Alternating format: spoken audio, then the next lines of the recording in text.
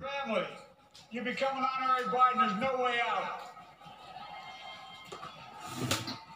All those of you who volunteered and worked the polls in the middle of this pandemic, local elected officials, you deserve a special thanks from the entire nation. And to my campaign team and all the volunteers, and all who gave so much of themselves to make this moment possible, I owe you. I owe you. I owe you everything. And all those who supported us, I'm proud of the campaign we built and ran. I'm proud of the coalition we put together. The broadest and most diverse coalition in history. Democrats, Republicans, Independents, Progressives, Moderates, Conservatives, young, old, urban, suburban, rural, gay, straight, transgender, white, Latino, Asian, Native American.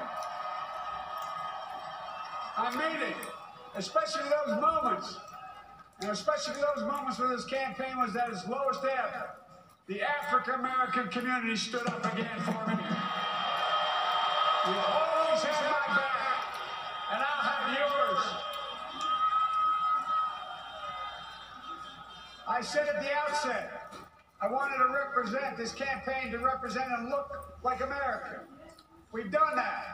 Now that's what the administration will look like and act like. For all those of you who voted for President Trump, I understand the disappointment tonight. I've lost a couple times myself.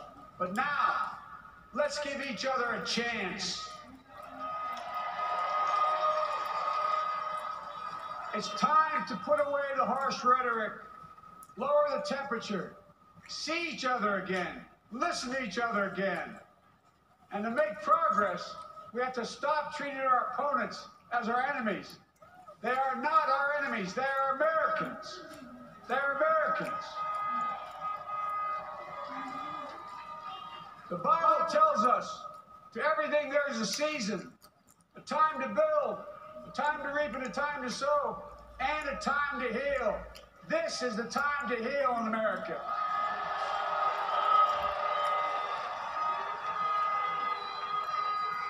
Now this campaign is over.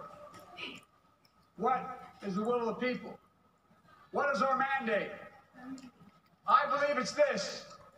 Americans have called upon us to marshal the forces of decency, the forces of fairness, to marshal the forces of science, and the forces of hope in the great battles of our time.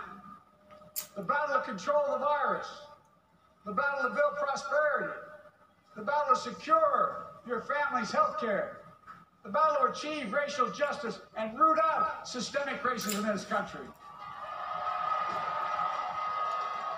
and the battle to save our planet by getting climate under control, the battle to restore decency, defend democracy, and give everybody in this country a fair shot. That's all they're asking for, a fair shot. Folks, our work begins with getting COVID under control. We cannot repair the economy, restore our vitality, or relish life's most precious moments, hugging our grandchildren, our children, our birthdays, weddings, graduations, all the moments that matter most to us until we get it under control. On Monday, I will name a group of leading scientists and experts as transition advisors to help take the Biden-Harris COVID plan and convert it into an action blueprint that will start on January the 20th, 2021. That plan will be built on bedrock science. It will be constructed out of compassion, empathy, and concern. I will spare no effort, none, or any commitment to turn around this pandemic. Folks, I'm a proud Democrat, but I will govern as an American president. I'll work as hard for those who didn't vote for me as those who did. Let this grim era of demonization in America begin to end here and now.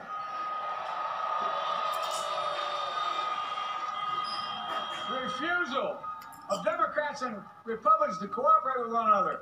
It's not some mysterious force beyond our control. It's a decision, a choice we make. And if we can decide not to cooperate, then we can decide to cooperate. And I believe that this is part of the mandate given to us from the American people. They want us to cooperate in their interest. And that's the choice I'll make. And I'll call on Congress, Democrats and Republicans alike, to make that choice with me. The American story is about slow yet steadily widening the opportunities in America. And make no mistake, too many dreams have been deferred for too long. We must make the promise of the country real for everybody, no matter their race, their ethnicity, their faith, their identity, or their disability. Folks, America has always been shaped by inflection points, by moments in time where we've made hard decisions about who we are and what we want to be. Lincoln in 1860, coming to save the Union. FDR in 1932, promising a beleaguered country a new deal. JFK in 1960, pledging a new frontier. And 12 years ago, when Barack Obama made history, he told us, yes, we can. Well, folks, we stand at an inflection point. We have an opportunity to defeat despair, to build a nation of prosperity and purpose. We can do it. I know we can. I've long talked about the battle for the soul of America. We must restore the soul of America. Our nation is shaped by the constant battle between our better angels and our darkest impulses. And what presidents say in this battle matters. It's time for our better angels to prevail. Tonight, the whole world is watching America. And I believe at our best, America is a beacon for the globe. We will lead not only by the example of our power, but by the power of our example. I've always believed, many of you heard me say it, I've always believed we can define America in one word: possibilities. That, in America, everyone should be given an opportunity to go as far as their dreams and God-given ability will take them. You see, I believe in the possibilities of this country.